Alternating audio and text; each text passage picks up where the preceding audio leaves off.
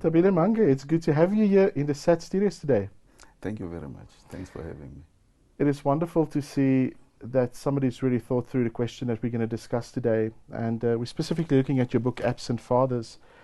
And I always felt that this is a topic that the church needs to address more often. Biblical masculinity, but also showing that there's this need for true biblical manhood. In your own journey, in your own walk while you were writing this book, why did you settle on this topic and why did you write about this? Firstly, thank you for having me. Let me say I've been wanting to write about this topic. I've been observing it for quite some time. This is one of the topics that have an impact on the society, on the church, but nothing much is done to deal with it. So I think it's almost over 5 years wanting to write about it. So it's only last year that I made time to write about it. There is nothing much that has been written about it. There are mostly there are articles. So I felt that I also need to contribute to the literature that is already there, with the hope that it will make a difference. It will change some lives, both the victims and the perpetrators. Yeah, for sure. Yes. When you looked at the cause for absent fathers, what are some of the reasons and some of the causes for absent fatherhood? There are quite a few. Before I dwell into the causes, I just want to say that absent fatherhood has been there for quite some time. And my problem with it is that it has become normal, but unacceptable. We have accepted it. Both genders have accepted it. The government, the church, and they have accepted it. So by accepting it, we are allowing it to persist. One of the causes is teenage pregnancy. When we're still young, we do stupid things. We get involved in pleasures that we're not supposed to, and there are consequences. When kids are still young, especially males, they'll sleep around, make babies, and run away. Understandably so, they are still young, but their consequences are bad. But the problem is, more often than not, they don't take responsibility. Their families also don't take responsibility. They might not have money, they might not have resources, but they are not even there for the child.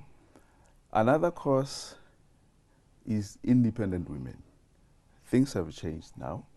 Women are determining their future. They are doing what they want, which is the opposite of the past. Marriage is no longer appealing to them. So they prefer to have kids, but they don't want to get married, or they don't want their the fathers of the babies. So this contributes to absent fatherhood. Obviously, we can't tell them what to do, but they know. They know that the child needs both father and mother. So sometimes they are a bit selfish by just wanting to raise the kids on their own. For them, the issue is resources. They have the necessary resources. So they think if they have the resources, it's enough, but not for the child. So it's one of the contributory factors.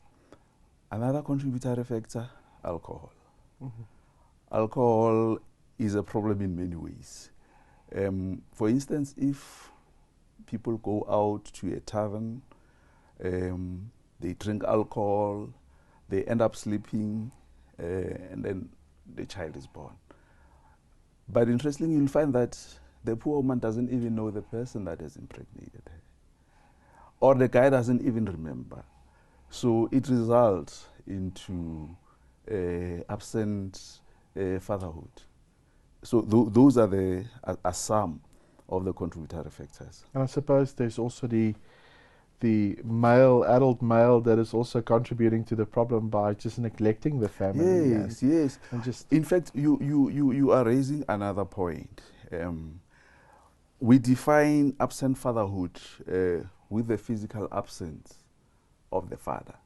But there are fathers that are present physically, but emotionally they are absent. So, or they work long hours, or they work long hours, so they don't have time to spend with their kids or their families. They are absent. Mm-hmm. They are absent. They might not be doing it deliberately, but like we were saying, we create time. From a church perspective, how do you as a church address this condition, and how do you assist families so that there's an integration of both male and female as father and mother in families? Quite honestly, the church is not doing much. Remember that the church is part of the society. Sometimes the church does not try and transform the society. Instead, it does what the society is doing. But yes, the church can do something. It can support, the victims. It can support the perpetrators.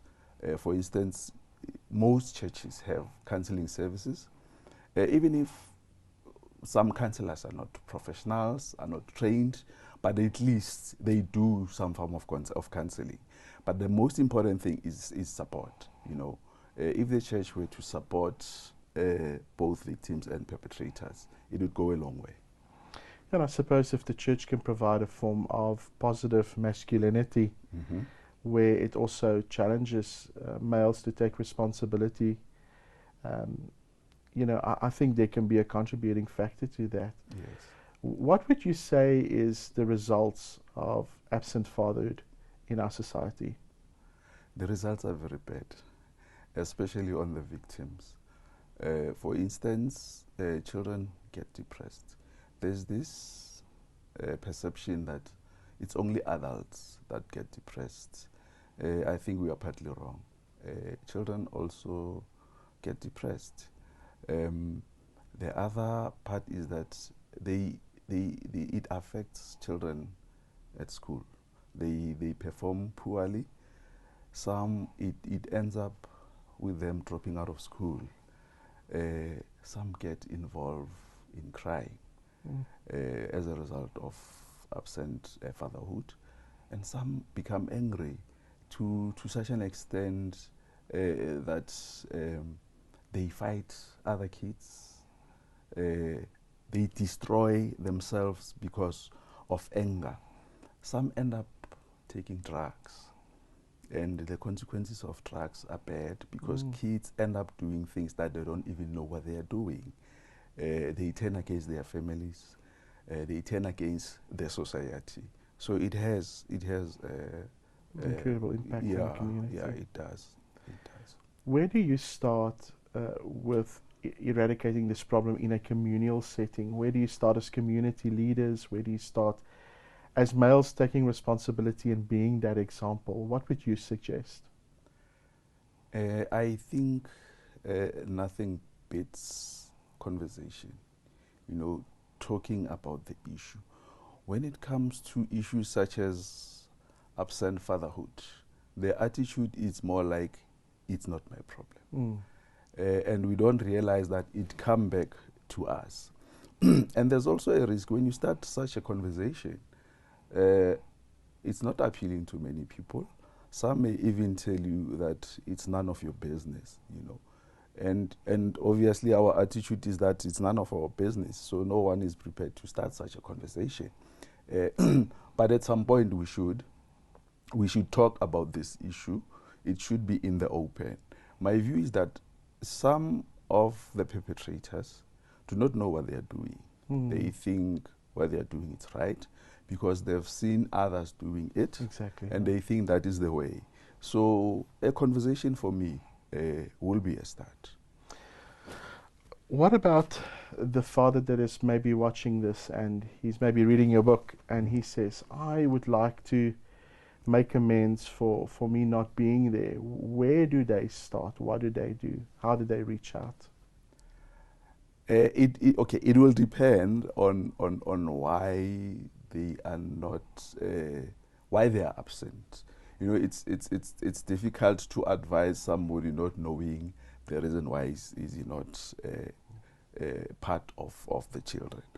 So if you would know, in fact, let me rather say, it would be easy if we identify the problem that impedes him to be part of his children. It will be easier to give advice. For instance, some are victims, you know, of absent fatherhood, and then some are abusive. They abuse their partners or baby mamas, financially so.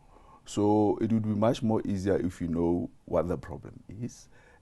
But obviously they'll have to reach out to relevant organization, or they'll have to speak to other dads who maybe they see as doing their part, you know, in terms of raising their kids, or maybe talking to the pastor if they are Christians, or if they believe that they can help them. That way, I think it would be a great start. Young men that's looking for an example of biblical masculinity, where do they go? They'll obviously go to church. Yeah, I think they'll obviously have to go to church and identify role models, you know, whom they can look up to and whom they can access, you know, talk to them, you know. I think fathers who are doing their bit or their part would be more than happy to talk to them, to show them the ropes. So my advice would be for them to go to identify dads within the Christian community that they can talk to. And I think if the church is a little bit more intentional in knowing that there might be youngsters that come to church and they're looking for those examples. I can remember when we started a church in Western area, we had like 25 young men, all under the age of 19, that came to church every Sunday, and we didn't have enough men to cover all of these guys because we just started the church.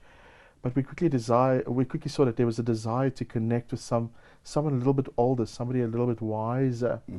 How would you encourage the church leader to be more intentional in his community and in his church to impart this to elders so they can also take the responsibility?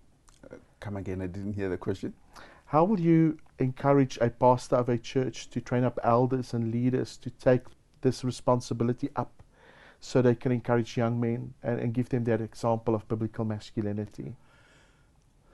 More often than not, leaders sometimes think they know it all. I think it would be advisable for the leader to get training in that specific area so that he can impart that information to his leadership. And it is also important for the leader to be involved, you know, because sometimes leaders keep a distance. If it's work that is keeping him away, at least let there be somebody, you know, who can train and monitor his leaders so that they can be involved. Because quite honestly, there's a distance between the leadership, that is the pastor, and the leadership and the church. Yeah, for sure. Yeah, and the leadership gives the church direction. If the leader is sympathetic, the church also becomes sympathetic. They tend to take the leadership style of the church, of the leader. So it's very, very important, you know, for the leader to be involved, or his lieutenants, her lieutenants, let me put it that way, you know, to be part of the church. I think that way it will cascade down. And it's also okay for the father to understand that he might not teach his child everything about life, but he needs to be in an environment or community where other men can train and teach and impart different forms of wisdom into the life of the child. As for the church context and what we see in churches today, there seems to be more women entering into church ministry leadership than men. Why is that, and how can we get men back to church? There's a church that has more men than women. It's Pastor Mokwena. I was asking myself, how is he doing it? Yes. The truth of the matter is that religion in general appeals to the heart more than the head. So it's common cause that women will be attracted to religion. And pastors are very much aware.